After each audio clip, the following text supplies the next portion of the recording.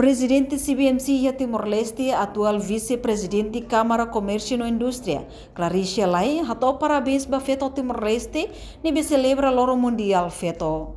Domingo kalang ne, presidente CBMC Timor-Leste, Claricia Lai, hatou parabéns ba feto Timor-Leste, no mos feto mundialmente, nibe celebra loro feto internacional e a loro walo fulang março cada tinang. Nia husu ba feto Timor-Leste, atu tau esperança bot ia maroma, no continua aprende no hatudu a temprani.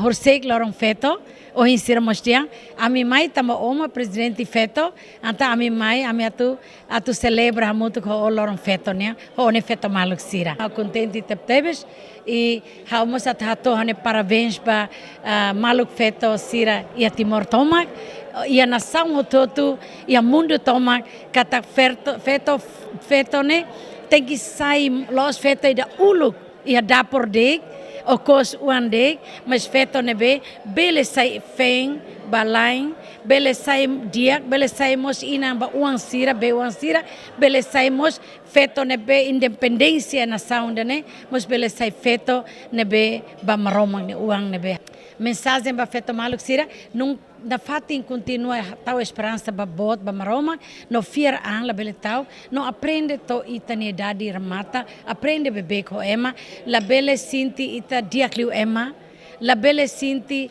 itane nunca hakarak aprende ho emas ita tengil na kloke itane an pois fo loke itane fuang bele simu ema seluk nia kelebihan o kekurangan no nemos ita rasik tem que hadiah no indanema fona fatin continua katak seda mak ita continuação serviço bele sai buat ne dia no buat ne be mak ita halo ho larang ho oração ta sekarik ita feto mak lah tudo ita ne dignidade nessa fet família maka ita ladung hetam benção.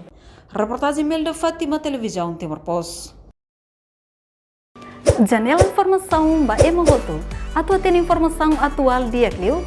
Kita haluha. Hane botão subscribe, like. Halo comentário no fahe tutang ba media sosial hotu.